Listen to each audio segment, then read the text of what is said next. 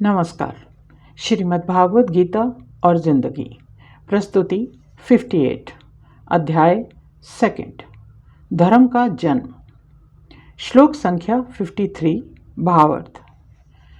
अनेक प्रकार की फल अर्थात श्रुतियों को सुनने से विक्षिप्त हुई तेरी बुद्धि जब समाधि में निश्चल और स्थिर होकर ठहर जाएगी, तब तू समत्व रूप योग को प्राप्त होगा। उक्त बात बहुत संक्षिप्त रूप में कही गई है, पर यदि इस श्लोक के अर्थ की गहराई को समझ लें तो हमें मोक्ष की प्राप्ति हो सकती है। गीता में जो भी कहा गया है वह एक बात को समझाने का प्रयास है, अर्थात जो भी ज्ञान श्री कृष्ण द्वारा अर्जुन को दिया गया है वो क्यों दिया गया। प्रश्न यह उठता है कि क्या हम किसी कथा कहानी के दृश्य को समझने का प्रयास कर इतिहास को समझने का प्रयास कर रहे हैं, या फिर किसी घटना विशेष का विश्लेषण। यहाँ घटना का अपना महत्व है, यह झुठलाया नहीं जा सकता, पर इस पृष्ठभूमि में जो ज्ञान श्री कृष्ण के मुख से निकला और जिसे व्यास जी ने लेखनीबद्ध किया वह महत्वपूर्ण है।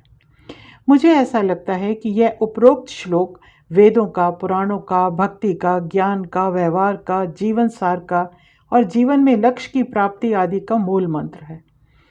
धर्म की उत्पत्ति, कर्म की प्रेरणा यह किसी काल, घटना या अंधविश्वास के कारण जन्म लेती है और समाज के उत्थान के लिए एवं समाज में शांति संस्थापना के लिए होती है।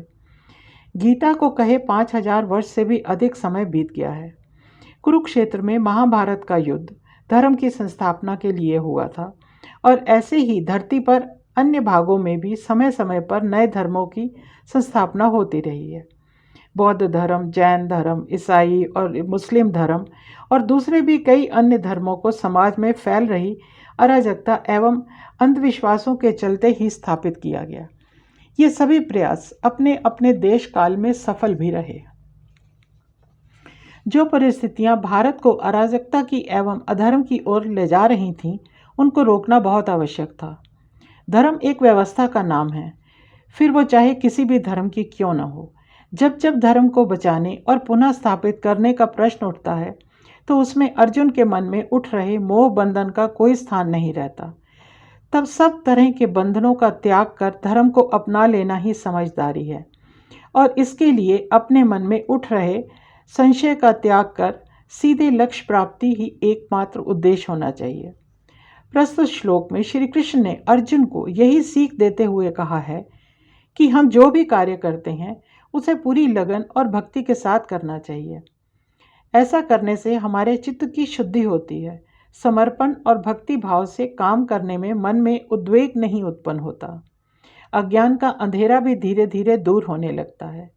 मन, बुद्धि और चित्त का सम होना आवश्यक है।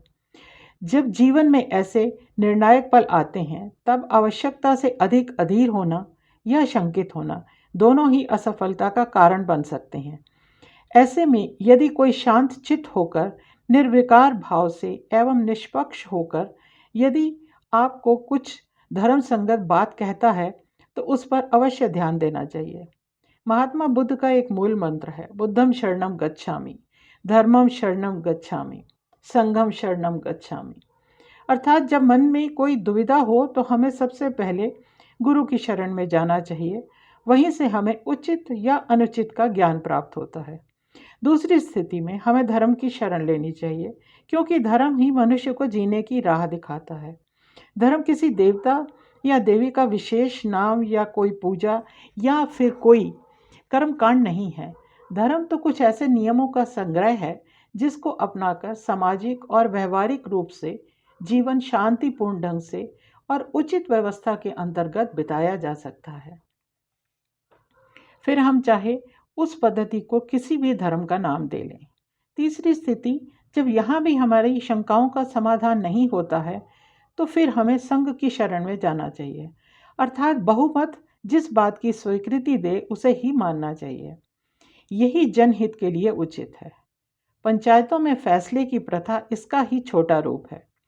जब कोई किसी भी कष्टपूर्ण स्थिति या दुखद परिस्थिति में शंकाओं और समस्याओं से घिर जाए तो शांत मन से पहले सही गलत का विचार करना चाहिए या किसी से परामर्श करना चाहिए, और जब तक सारे संशय दूर ना हो जाएं, प्रयत्न करते रहने में कोई बुराई नहीं है। जब समस्या का समाधान मिल जाए तो कह सकते हैं कि दुनिया के सारे प्रलोभनों से और विवशताओं से उस व्यक्ति को छुटकारा मिल गया है। अब शंकाओं के बवंडर में मन नहीं उठ पाएंगे। विवेक बुद्धि प्रखर हो जाएगी और शांत चित्त होकर हम अपने कर्मों को सही दिशा दे सकेंगे। ऐसी मन स्थिति को ही योग कहते हैं। श्री कृष्ण ने अर्जुन को जब कर्म योग का ज्ञान दिया तो उसे कहा था कि जब भी वो अपने मन के संशय दूर करने के लिए उनसे कोई प्रश्न पूछेगा तो कृष्ण उसका मार्गदर्शन अवश्य करेंगे, फिर वो प्रश्न उचित हो या अनुचित, अर्थात तत्कालीन परिस्थितियों के अनुकूल या प्रतिकूल उत्तर उसे तब भी मिलेगा। एक सच्चे मित्र और महान ज्ञानी पुरुष की यही आशा की जाती है। विश्वास को व्याख्या की आवश्यकता नहीं होती, बस विश्वास होना चाहिए। यही अपेक्षा कृष्ण को अर्जुन से थी। कुरुक्षेत्र में कही गई सारी बातें धर्म का पालन करने के लिए अर्जुन को समझाने का प्रयत्न है। आइए आप और हम एक बार धर्म क्या है यह समझने का प्रयास करते हैं और यह कहाँ से आया, क्यों आया, किसने बनाया इत्यादि। बात आदिकाल से शुरू करते हैं। मनुष्य में जब भिन्न भिन्न विचारों का उदय होना प्रारंभ हुआ तब उसके मन में उत्सुकता बढ़ी और तरह तरह के प्रश्नों का जन्म होने लगा।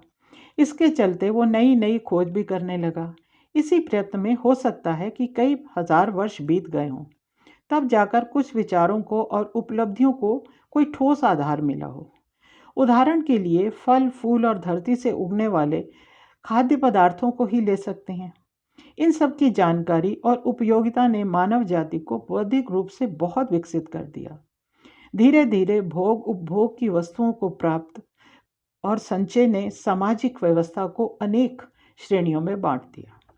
जब मानव उपलब्धियां राग द्वेष का कारण बनी तो कुछ नियमों को तय कर व्यवस्था को सुचारू रूप से चलाने के प्रयत्न में धर्म की संस्थापना हुई।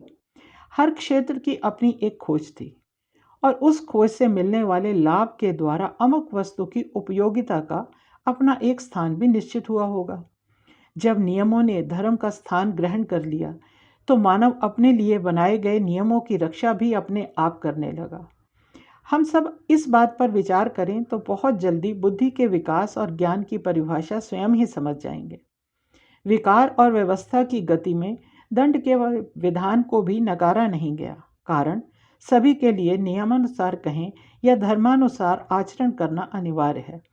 इन सब के पीछे एक ही उद्देश्य था कि धर्म का पालन कर देश में, समाज में और परिवार में लोग शांति बनाए रखें।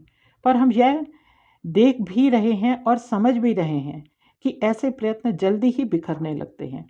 एक कहावत है कि अति हर चीज की बुरी होती है। महाभारत अति की विलासता का परिणाम था। कौरव स्थापित धर्म का पालन न कर अहंकार में चूर अपनों पर ही अत्याचार करते रहते थे। अधीरता के कारण कौरवों के मन में द्वेष उत्पन्न हुआ और पांडवों के मन में अनुराग। इसलिए हमने देखा कि अर्जुन को उसके धर्म की राह पर लाने के लिए श्री कृष्ण ने अपने मित्र को निश्चल और स्थिर बुद्धि से विचार करने को कहा। धन्यवाद। नीरा वसीम।